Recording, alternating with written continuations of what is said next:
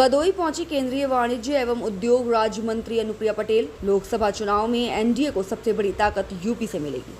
बदोई में एक चैरिटेबल संस्था के ब्लड बैंक का उद्घाटन करने के लिए अनुप्रिया पटेल पहुंची हुई थी। इस दौरान उन्होंने कहा कि हमारे गठबंधन के जो कार्य हैं, जनता उन कार्यों की सराहना कर रही है।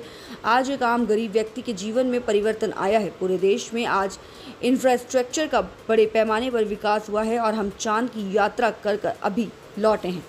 इन कार्यों को देखते हुए आने वाले चुनाव में एनडीए फिर सरकार बनाएगी। वहीं उन्होंने कहा कि हर जिले में निर्यात बढ़ाने को लेकर बेहतर प्लान बनाया जा रहा है। स्थानीय उत्पादन में वैल्यू एडिशन कर उन्हें निर्यात के लिए उपयुक्त बनाया जा रहा है। गठबंधन जो है उसमें क्या अपना सीटों को बढ़ाने पर जोर देगा? अभी देखिए, ऐसा है, अभी चुनाव में बहुत समय है। भारतीय जनता पार्टी अपना दल पुराने सहयोगी हैं। 2014 से आप देख रहे हैं 4 चुनाव हमने मिलकर साथ में लड़े हैं। चारों चुनाव के परिणाम भी बहुत अच्छे आए हैं और उत्तर प्रदेश की जनता हमारे गठबंधन को बहुत पसंद भी करती है, इसीलिए लगातार वोट भी करती है। और हमारे गठबंधन की सरकार के जो काम रहे हैं वो आज जनता उनकी सराहना कर रही है, क्योंकि एक आम गरीब व्यक्ति के जीवन में परिवर्तन हुआ है। गरीब कल्याण की योजनाओं से लेकर आज आप देखिए कि देश में बड़े पैमाने पर इंफ्रास्ट्रक्चर का विकास हुआ है। अभी अभी हम चांद की यात्रा करके लौटे हैं। हमारा चंद्रयान 3 जो है वो चंद्रमा के दक्षिणी ध्रुव पर पहुंचा है और हमारा लैंडर वहां पे पहुंचने के बाद जो हमारा रोवर है किस तरीके से चांद की तस्वीरें भेज रहा है, तो ये हर भारतीय के लिए गर्व का एक क्षण है। हमारी सरकार निरंतर इस किस्म के कार्य कर रही है जिससे देश की छवि में भी इजाफा हो रहा है और एक सामान्य मानवी के जीवन में सुधार भी आ रहा है। तो हमारी सरकार के कार्यों को देखते हुए मुझे पूरा भरोसा है कि हमारे गठबंधन को, एनडीए गठबंधन को एक बार फिर 2024 के चुनाव में कम से कम उत्तर प्रदेश के लिए तो मैं ज़रूर कह सकती हूँ कि सबसे बड़ी ताकत एनडीए को मिलेगी तो उत्तर प्रदेश से मिलेगी। देखिए, माननीय प्रधानमंत्री जी ने जिस योजना का अभी 15 अगस्त को जिक्र किया, ये प्रधानमंत्री विश्वकर्मा सम्मान योजना, इसका उद्देश्य है कि समाज के सबसे निचले तबके में जो हमारे साथी हैं, जो तमाम तरीके का काम करते हैं, जैसे बढ़ई है, मछली पालन है, नाव बनाने वाला है, डलिया बनाने वाला है, तो ये छोटे छोटे कामकाज में जो लोग जुटे हुए हैं उनको कैसे और सशक्त किया जाए, इसके लिए ये योजना लाई गई है।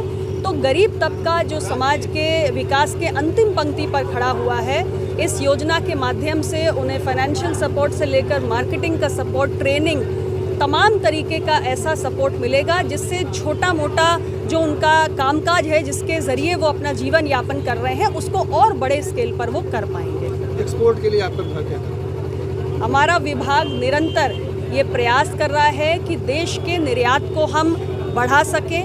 वित्तीय वर्ष 2021-22 में हमने $777 बिलियन का एक्सपोर्ट किया, जिसमें हमारे गुड्स भी थे, सर्विसेज भी थे, और निरंतर हर वर्ष हमारा जो एक्सपोर्ट है, ओवरऑल एक्सपोर्ट है, वो बढ़ता जा रहा है।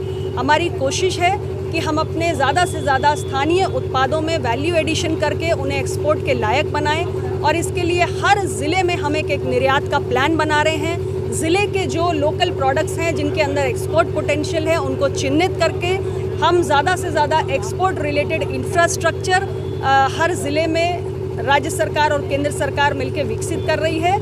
और हमारी कोशिश है कि अभी तक दुनिया के जिन देशों में हम एक्सपोर्ट करते आए हैं और भी ज़्यादा उसकी संख्या बढ़े, यानी हमारे एक्सपोर्ट्स के जो डेस्टिनेशन है वो डाइवर्सिफाई हों, दुनिया के और भी अधिक बाज़ारों में हमारे एक्सपोर्टर्स की पहुँच हो, और यहाँ तक कि जो हमारा एक्सपोर्ट का बास्केट है, यानी अभी तक जो उत्पाद हम एक्सपोर्ट करते आए हैं उसके अलावा नए नए जो हमारे प्रोडक्ट्स हैं जो लोकली प्रोड्यूस है, क्योंकि प्रधानमंत्री जी हमेशा वोकल फॉर लोकल और लोकल गोज ग्लोबल की बात करते हैं, तो हमारे स्थानीय प्रोडक्ट्स को भी ज़्यादा से ज़्यादा अपनी एक्सपोर्ट बास्केट को डाइवर्सिफाई करके हम दुनिया के तमाम बाज़ारों में पहुँचा सकें।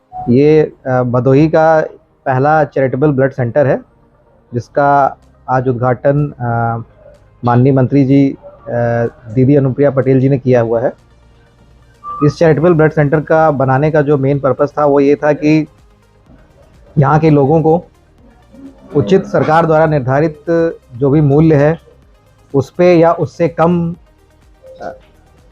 खर्चा करा के उनका और उनको प्रॉपर चेक किया हुआ ब्लड, सभी प्रकार के इन्फेक्शंस से जो ब्लड जिसमें इन्फेक्शन ना हो, ऐसा ब्लड देने का एक हम लोगों का मोटिव है और उसी की पूर्ति के लिए ब्लड बैंक बनाया गया है। हमारे ब्लड बैंक की खासियत ये है कि हमारे यहाँ, जैसे कि आप सभी लोग जानते हैं कि डेंगू का सीज़न चल रहा है, डेंगू के केसेस आ रहे हैं, धीरे धीरे बढ़ रहे हैं, तो लोगों को प्लेटलेट की आवश्यकता होती है। तो प्लेटलेट की रिक्वायरमेंट को मद्देनज़र रखते हुए हम 24 घंटे यहाँ पे प्लेटलेट की सुविधा मुहैया करा रहे हैं। जो प्लेटलेट हमारे यहाँ मात्र 400 रुपये देकर और एक डोनेशन देके कोई भी इंसान जो कि स्वस्थ हो, देने लायक हो, जिसके क्राइटेरिया से उनको फुलफ़िल करता हो, वो प्लेटलेट दे सकता है, प्लेटलेट ले सकता है ब्लड देने के बाद। अगर हमारे पास मान लीजिए कभी प्लेटलेट नहीं है इन केस, तो हम उसको 2 से 3 घंटे में प्लेटलेट उसके द्वारा दिए गए ब्लड से बना के उसको दे भी देंगे। तो हमारे यहाँ ऐसा कतई नहीं है कि प्लेटलेट की अवेलेबिलिटी नहीं होगी। ये मैं आपको आश्वस्त करता हूँ कि अगले 3 से 4 महीने जब तक भी डेंगू रहेगा, मैं इस ब्लड बैंक को उस हिसाब से बनाया हुआ है कि यहाँ पे आपको 24 घंटे प्लेटलेट की जो भी आवश्यकता होगी उसको पूरा किया जाएगा। उसके अलावा जो बाकी रिक्वायरमेंट्स होती हैं, जैसे कि पैक्ड आरबीसीज़ हैं, जिसको कि आम भाषा में ब्लड बोलते हैं, रक्त कोशिकाएं जो चढ़ाई जाती हैं, वो भी 24 घंटे अवेलेबल हैं। सभी ब्लड ग्रुप अवेलेबल हैं और उसका एक रेट निर्धारित है जो कि 1450 रुपये है। उससे ऊपर ना आप दीजिए, ना यहाँ कोई मांगेगा। मेरा तो कहना है आप किसी भी ब्लड बैंक में 1450 से ऊपर मत दीजिए और ना ही किसी ब्लड बैंक में 400 से ऊपर प्लेटलेट का दीजिए, क्योंकि ये गवर्नमेंट द्वारा निर्धारित है। अगर कोई इससे ऊपर मांगता है तो आप CMO ऑफिस में और फूड एंड ड्रग अथॉरिटी में कंप्लेन कर सकते हैं इसकी। और एक और बात मैं कहना चाहूँगा, मैं सभी प्रकार के प्रोफेशनल डोनर्स को मना करता हूँ कि यहाँ पे मत आइए, वरना आपके ऊपर कानूनी कार्रवाई करी जाएगी। Thank you.